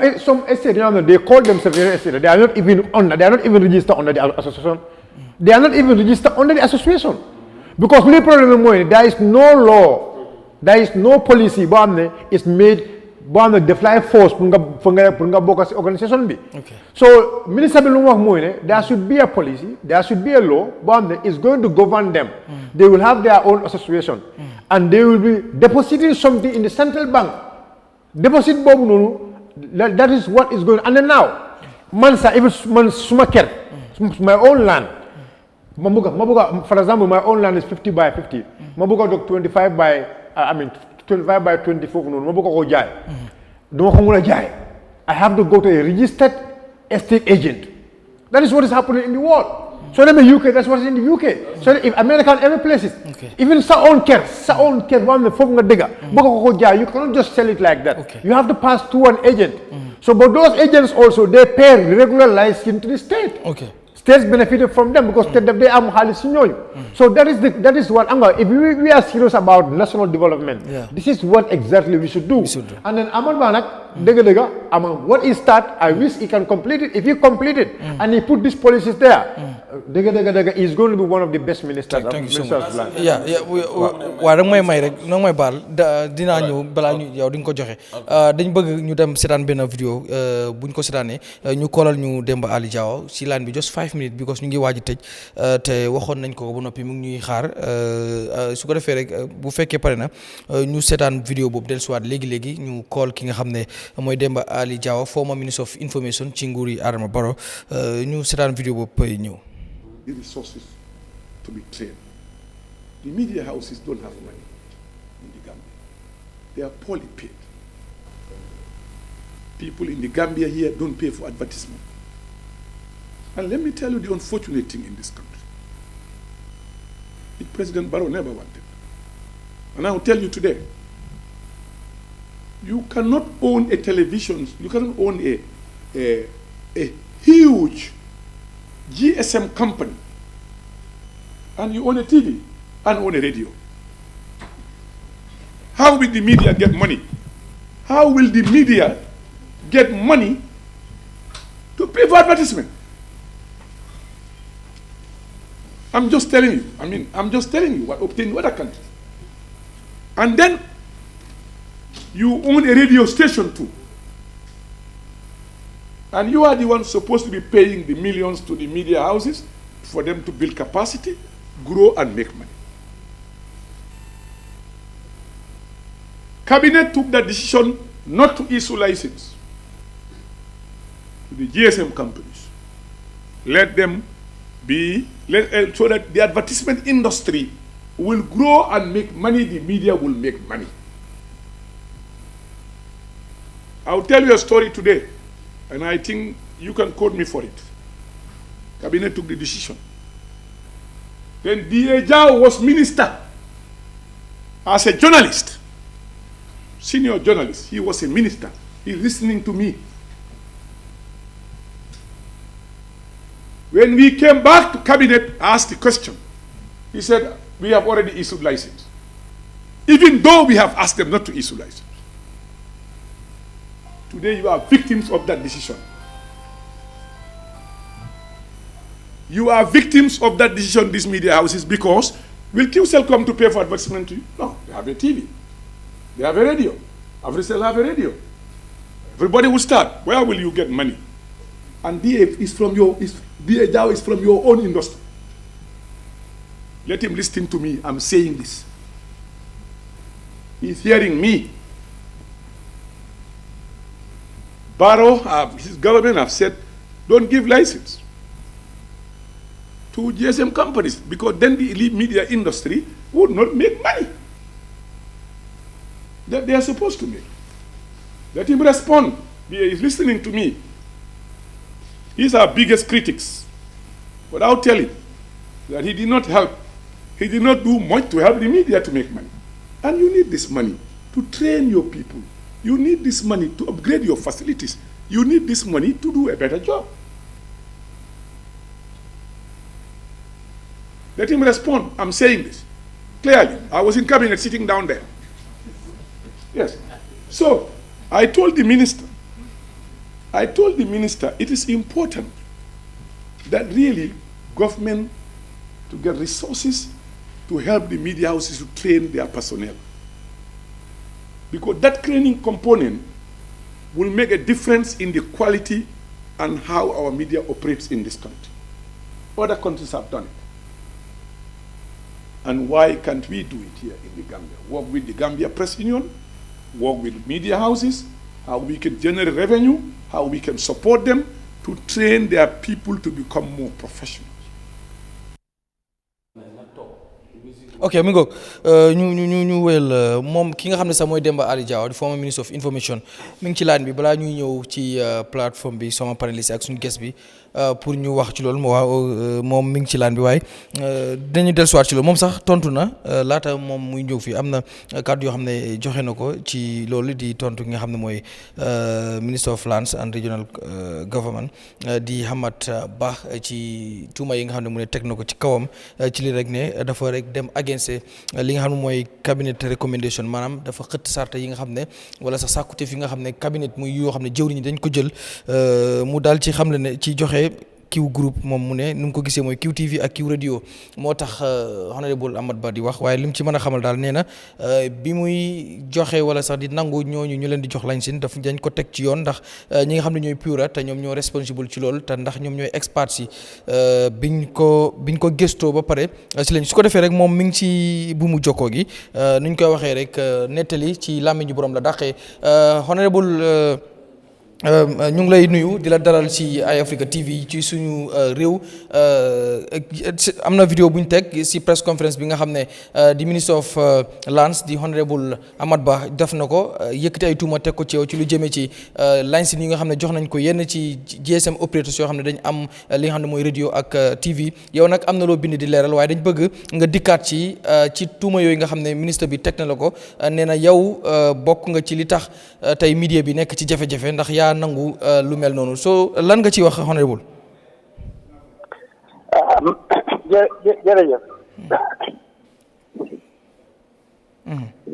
jërëjëf man yaakaar naa Amat Bah ni mu ko waxee ak ni affaire yi xewee dafa utee trop parce que ba ko seetloo ministre bi nekkoon na ñoom ñoo dee issue license li xew mooy ne PURA moo responsible loolu te ñi apply woon pour ñi apply pour license pour broadcast license ci PURA lañ dee apply PURA suñ defee seen due diligence ba am even na xam ne mu or leen ne ñi yeloon nañoo am license ci lañ dee recommandé bi ministre bi di technicien PURA ñooy technicien bi ñoom ñoo xam ñena yelloo pour am license ak ñena du yelloo pour ay license ak li moo wax ne mooy ne cabinet daf ne woon waruma issue license loolu man gooma ne loolu am na parce que man maa moo ma nekkoon cabinet te xam naa li fa xew waruma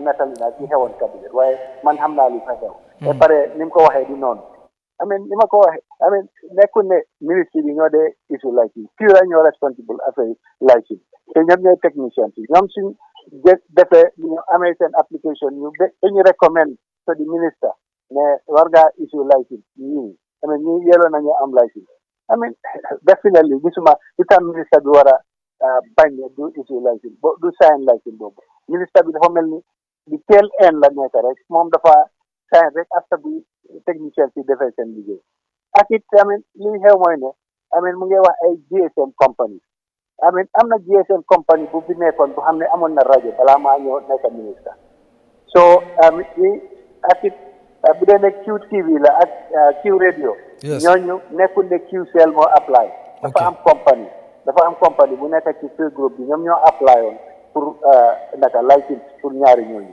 te Cura dañ gis ne daal ñooñu according to loi bi yelloo nañoo am license because nekkul ni GSM company man li ma xam ci Q group bi QCell ñooy GSM company waaye company boobu apply woon pour license ñooñu duñ GSM company so ni ko Amadou waxee definitely ak li xew dafa ute trop ok so bu ñu déggee comme li nga wax mooy kon QTV ak Q radio ñoom bi ñuy apply comme license nekkul ne dañu use QTV am na beneen kii boo xam ne moom lañ use te boobu according to you Pura bi ñu ko xoolee yëpp gis nañ ne am criteria yëpp matal nañ ko. looloo xew parce que ni ma la wax Pura nekkul under Ministry of Information sax. Pura ngi under Ministry of Finance. so su dee na ñooñu application bi dem na ci Pura du dee dem ci ministre bi ci Pura la dee dem ñoo dee mën a seetlu because ñoom ñoo xam ñanaw yelloo am license ak ñana tamit waruta am license ñoom suñu def recommandé ci man ak ministre mais fu mu nekk nii war nañoo approve ñii ni approve nañ ne ñii war nañoo am license ministre yi li moo def rek mooy sign ko just formalize ko te definitely as minister li ma wax Pura ni déedéet li ngeen def ni correct parce que ñoom ñoo ma gën a xam ñu yelloo war a am license ak noonu so noonu la affaire bi doxee te li ma la rek nekkul ne QCell ñoo apply woon pour license pour QTV ak Q radio bi dafa am compagnie bu fa nekk ci Q group compagnie si xam nga Q group dafa am compagnie si bëri so benn ci seen compagnie si moo apply pour loolu te ñooñu duñ yoon GSM compagnie man li ma ko gisee daal so noonu la affaire bi demee waaye ni ko Amar waaye definitely demeewut noonu ok so kon jàpp nga ndax si biir leeral bi nga doon indi yow jàpp nga ne bu fekkoon ne dañ use comme seen GSM name si pour def loolu waruloon a nekk waaye comme que ñoom dañ use another company loolu moom amul dara loo xam ne nii am na illégalité am na ci wala waruloon lu ci am ay lu jaarut yoon. man or na ma ne bu doon nekk QCell ñoo apply. waaw Pura di ko doon di endorse sax let alone man as ministre ma war koo sign waaye Pura soo gisee ñu endorse ko because according to loi bi ñooñu yelloo nañoo am license pour am radio ak télévision yëpp c'est pareil li ma la wax rek loolu dafa mel ne li su leen joxoon nañ ko QCell sax am na président bi fu nekkoon already am na benn GSM company mu ngi amewoon seen radio joxoon nañ leen license ñu ngi doon opéré radio so naka la bu doon ne QCell ñoo apply sax naka la Pura di taxawee nag ñu ne QCell duñ la jox radio te fekk beneen GSM company ngeen amee radio whatever the case do ñu apply woon definitely di woon QCell. ok finally balaa ñu lay bàyyi honorable lu tax kon ministre bi mu jël rek tudd sa tur wax ci loolu ne ñoom recommandé wala waxoon nañ ne buñ jox ñooñu license ñu. No, I want you to understand what. When the cabinet takes a decision, the president went and. When the cabinet takes a decision, the president went and launched it on two TV's ground. Yes, that's where I'm coming. The and cabinet. Now they are using. That's where I'm coming. Haramalland. I'm landing. Sonko. I want to make one thing clear. Just 1 minute. One minute. Interrupt. No, 1 minute. 1 minute. 1 minute. I don't interrupt you. No, 1 minute. 1 minute. Mr. But let me land. Sorry, 1 minute. I understand. 1 minute. No, just give it 1 minute. Okay. Sorry. Kurang, just accept. I'm very sorry. All right, no problem. I'm very sorry. No problem. Okay. Don't want to learn something here. Come over the bete. You see, QTV. Better they're using QTV in their essay. Send invoice. When they are invoicing up to now, they use Banjul media. When they are invoicing. Yeah, I've seen that. But what I am saying. They use Banjul media, even the invoice. They are not using QTV, they're using Banjul media. No, I understand. What kind of fraud is this? Understand now. But what I'm saying, Okay. when So cabinet just land and man we duma move, former yeah. don't land moy. Yeah. So if again a cabinet jël nañ decision and jël nañ decision ne this should not happen. Later mu feeñ ne loolu happen na. Cabinet has a recourse. Then you want to delluwaat back to the cabinet and say we make this law and the law is flouted. Loolu moo tax when I say cabinet, I don't exclude the president. and I don't exclude any of the ministers. So we get a decision it should not happen. Then you just people divert the law. Of course, they know that the law is broken. They should have gone back and taken an action. While Mom, he cannot abdicate himself. Abnot ba munta gene bopam chili because he was part of the cabinet. The cabinet soon the fail law. Later you just ne law but can break nako with a tactic. What I said. Thank you. Wow, nga ki teunk rek ñu jalla yes. Lima bëgg wax moy dama gërëm DA, dama gërëm Amat. Okay. Amat dafa make something very clear ne cabinet mun nañoo d'accord dara and private institution them apply leneen waaye with that process am na foul play bu happen a cabinet tam mënoon naa jël responsibility pour proceed the procedure bi mu teg ne warta am ñoom ñu jéem ko rectify loolu comme lu Kurang di wax mooy bi mu waxee ne amut warta ne on the whole am na somebody ku laaxu si beneen mu dem def ko mun nañ koo rectify DA tamit li ma bëgg a mu wax fii mooy he have to take responsibility ne moom mu ne ñooñu ñooy make decision of kan la ñoo jox waaye at the end of the day dafa ñëw si ñoom ñu approve then moom bokk na si ñu approve pour mu am yow boo approuvé pour media house bi mu happen lii mu xew nga dem after si stage boo xam ne gis nga ne li tax the purpose of lu tax nga approve woon ko am na foul play bu am yow nga being responsible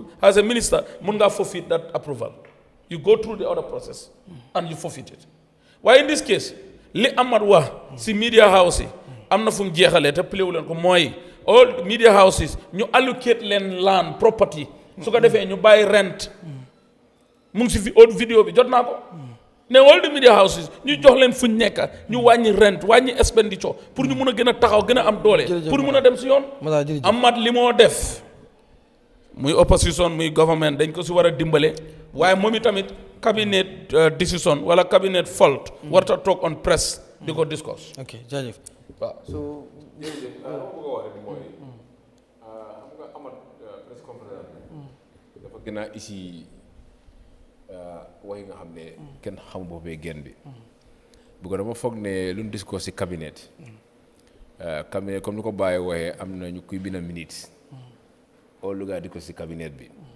and secondly président Barakar bu mu ibi kiwi lifin seen kiw naka kiw house bi moo ko ibi so su nekkoon ne am na fan play fa nekk xam naa kon dafa war a boycott du fa ñëw pare gis nañ kar naka la ñëwee mu ngi kontaan mu ngi invite even another president la invite so loolu ñëpp seetaan nañ ko just waaw so waaw loolu man gisaat naa vidéo boobu président Barrow was very happy sax bu mu ñëwee di ibi loolu so foog naa ne su nekkee ne man I think DA lu mu wax loolu laa gëm because ñëpp xam ne pour ñooy advice ñooy def seen yëpp ñoom lu nga as a ministre mooy nga sign nga approve but lu cabinet decide comme lu Alaaji Kurang wax moom lu cabinet decide wala yow nga ne nanguwuloo ko wala ñu suñ d'accord lu si ëpp dafa nekk vote suñ d'accord automatiquement yow da nga am pour accès nekk ne yow loolu xew na yow la war def mooy nga resign ne man d'accord ma si li nga protest but dama feel like ne di jaaw ñu xam ne daf di criticize government parce que gis na ne nowadays naka la sonalee gars yi fu mu nekk nii mu ngi counter even di OIC and yu bëri wax na si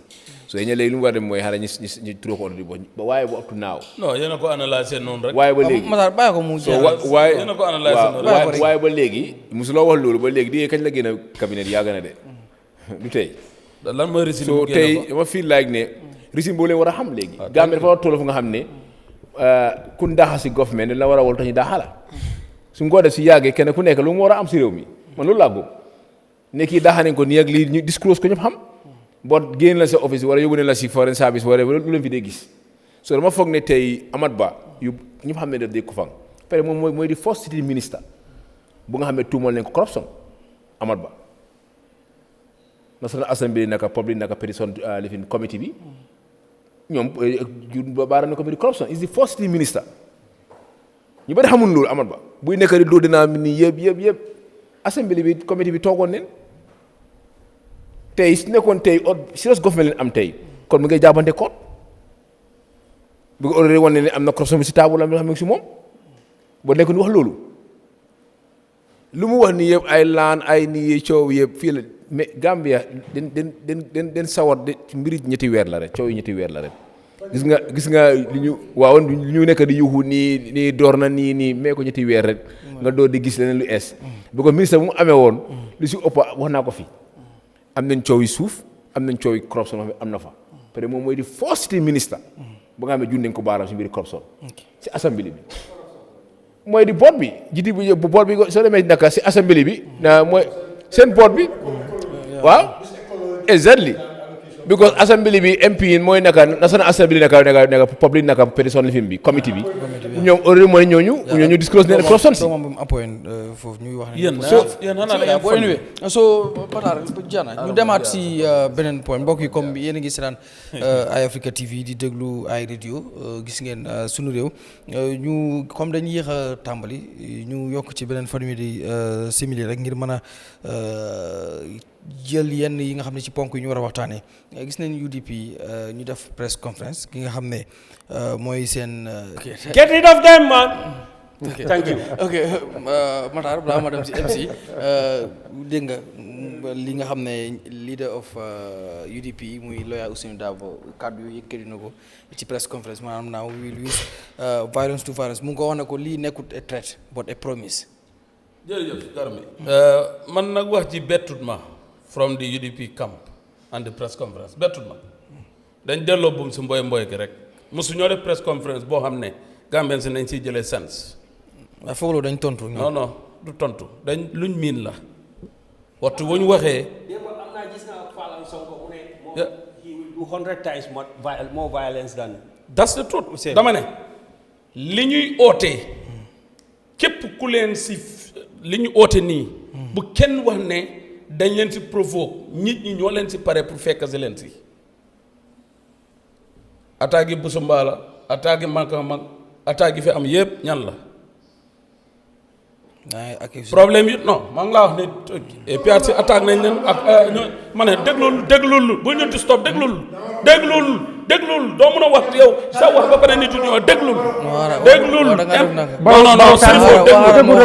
Sherifo déglul da ngay bàyyi man ma wax ak moom. li ma def stop correct bàyyi ma wax Garmi noppil rek. baro time bu mu wax Garmi ana den ko leen discussion fii baro waxam. Mr. Sonko responsible wax bu baro bu the incitement of violence waxam. Yes, of time bu course. ko def den ko discuss. Yeah, of course. Matarr mu woon fa.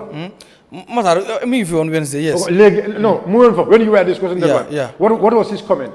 waaw waxal foofu la war a start. am nga yow Garmi laajte bi foofu mooy ne Matarr président bi moo wax Sonko Ousainou Darboe wax. Yes. moom am nga yow moom su fekkee ne Gambie dañ ko war a déglu. Ousainou Darboe is responding. non déglu rek Gambie su fekkee dañ ko war a déglu. waaw kii du wax fi boo xam ne Gambie dinañ ko jël. waaw because lu tax Gambie dinañ ko jël. bàyyi ko mu wax because kii dañ wax ne kii is like aga paaka ñaari benn boor la. benn boor. waaw dangaa wax ñaar.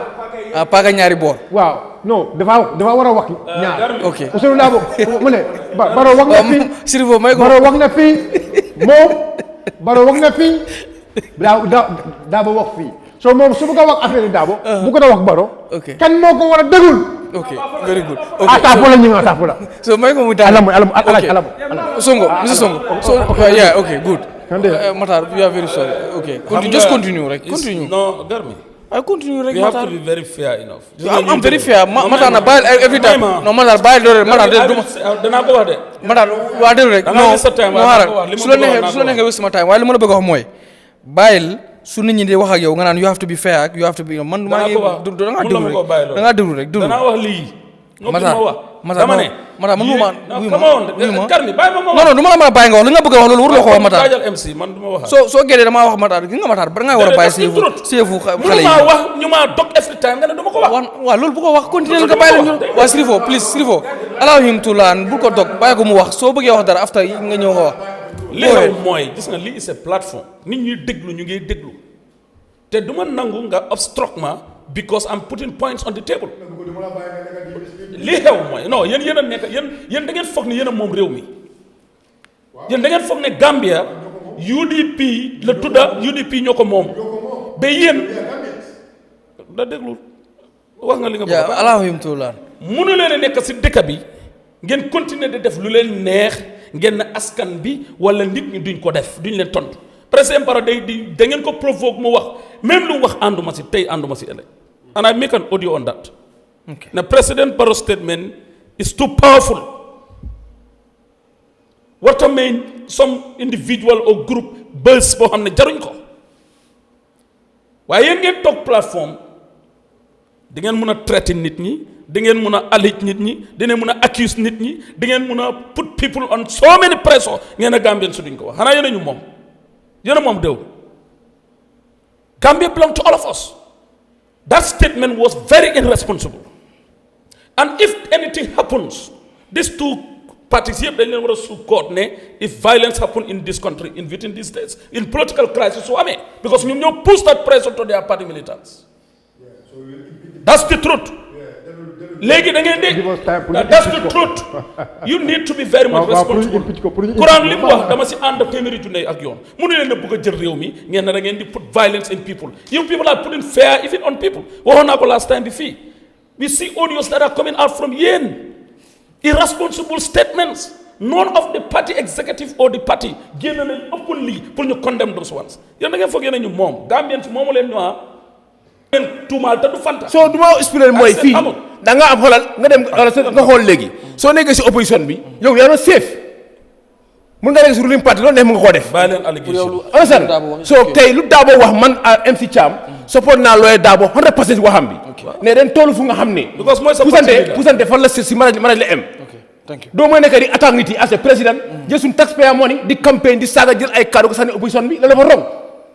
toogoo dem noonu political toogoo dem noonu is our taxpayer money so mu la jël toogoo nga jël yow loo war a wax Gambien si toowaayu réew mi nga war a Gambien si coono nekk si Gambien si fu nekk nii du la bu seer si réew mi luwaas bu seer si réew mi nga war a wax bon nga jëm a taxaw di jëm a jël ay kaddu di wax supporté ne yéen a amee doole bi loolu mooy dëgg leen ne ñun ñoo amee doole bi tey yéen a amee doole tey wala tey jamono na ñëw doole leen ko amee duñ leen seetaan ngeen ñu nekk ñu gumba xam ñu gumba xam ne ñu daal léegi fu mu nekk nii gasar la mu nekk léegi MC time bi jeex na Mamadi time bi moomu leen réew mi yéen moomu leen réew mi Sherifo Sonko comme ñu am réew mi kat ñu ñoo gën a fay tax seen yéen ñu ëpp seen fay leen tax yow léegi jeexalal Sherifo nga tàggoo waale because time bi jeex na tak yaa pour ma ñëw fii ma waxtaan ak gars yi because suma waa yi loolu time toog maa moom si plateforme nga moom su ma toogee moom plateforme su ma demee everybody will say ana Matarr because people always enjoy suma interaction ak moom understand loolu moom so but Garme dama bëgg Matarr mu understand one thing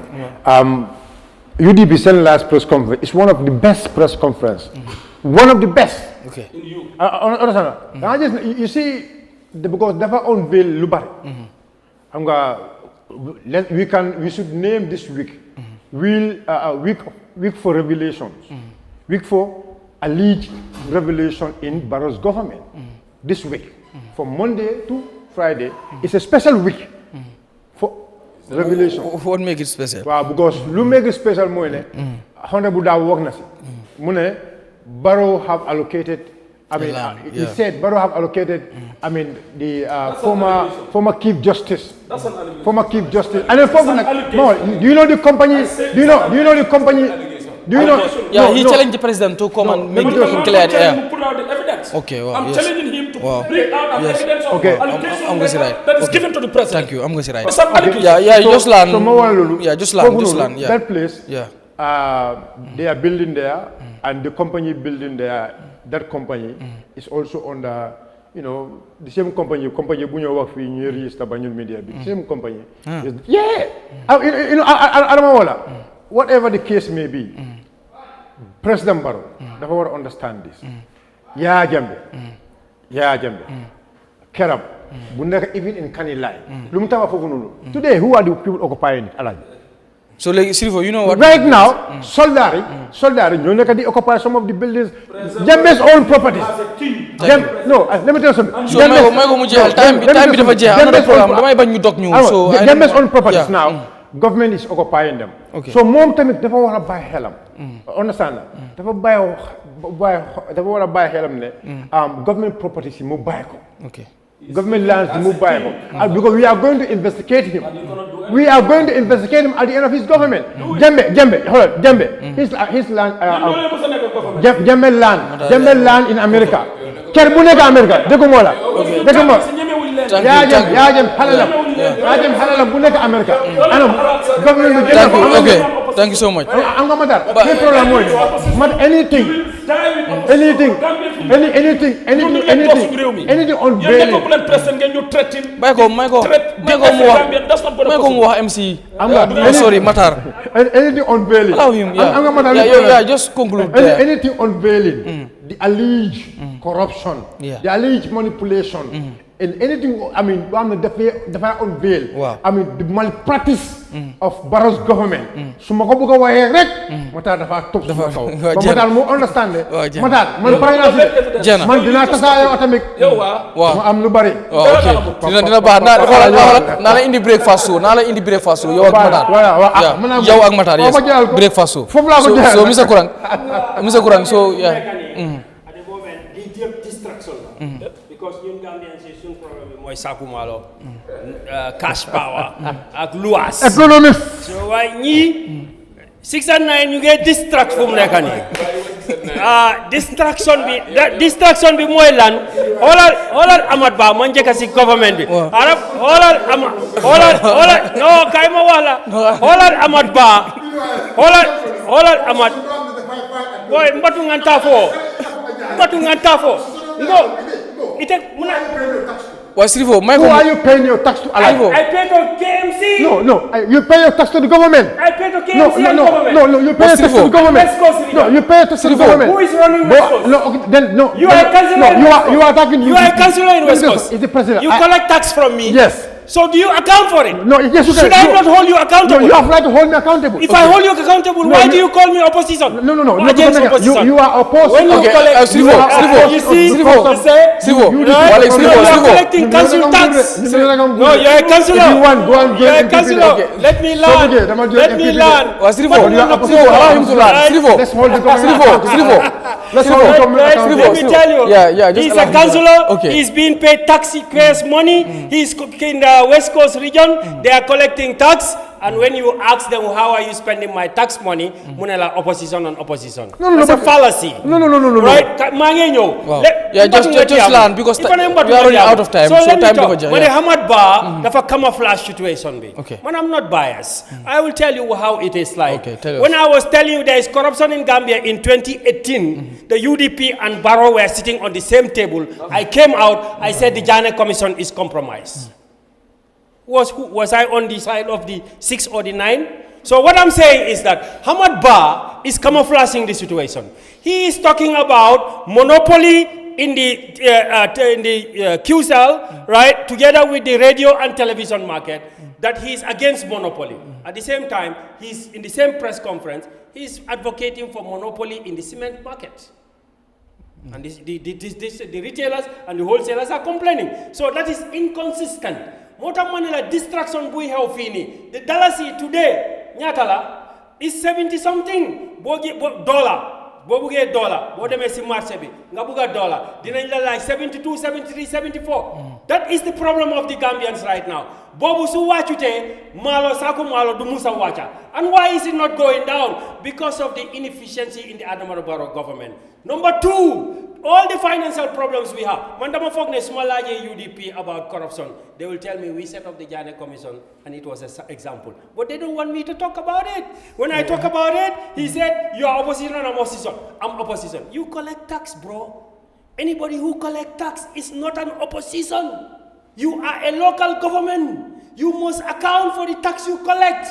You understand? I am very consistent, bro. So this is what I'm telling you. Gambians waruñoo nangu distraction bu nekk di xew. Sakatuma di wax ne dinañ génna falang Sonko demba on TV mu ngi ñu ne ko why Lawyer Darboe is talking about self defense. Mu ne no, mom, he is advocating for 100 times more than what Lawyer Darboe is advocating. What do you mean by so if Lawyer Darboe advocating for self-defense? No, yeah, wait. 100 times self-defense. 100 times self-defense.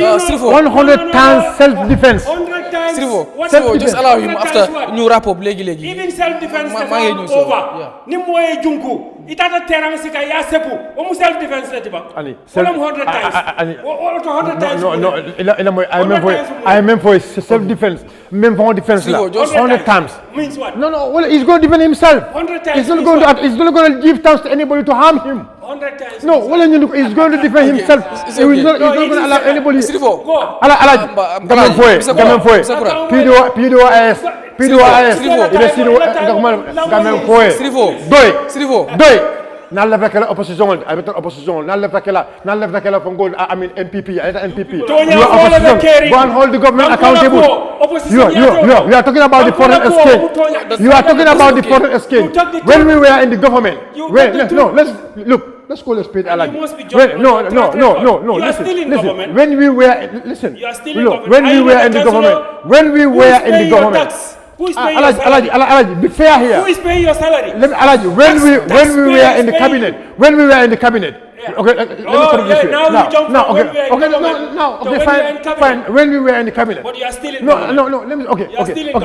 I'm still in the local government. You are not an I'm still in local government. And you are not opposition. No, I'm not an opposition in the local government.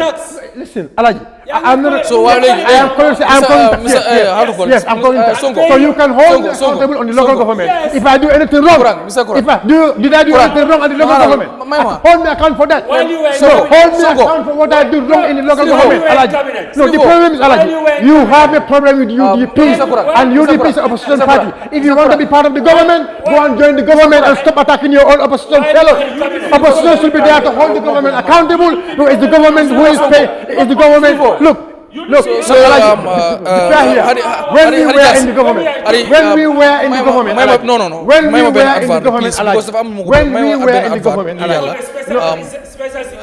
any advert, even cement. When we were in the government, the rate of dollars, the rate of dollars, everybody knows. I mean, come on.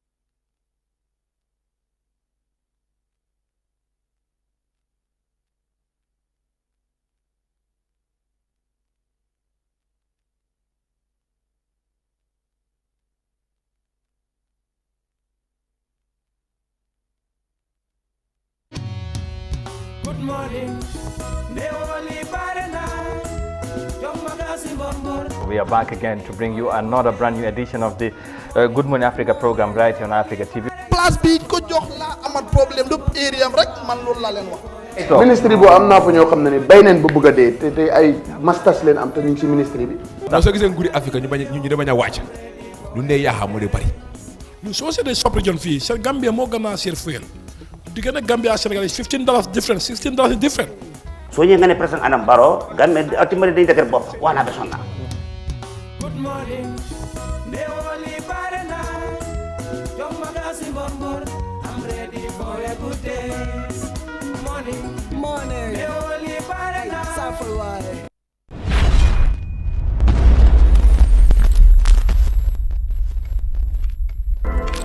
We back again on Eyeafrica TV.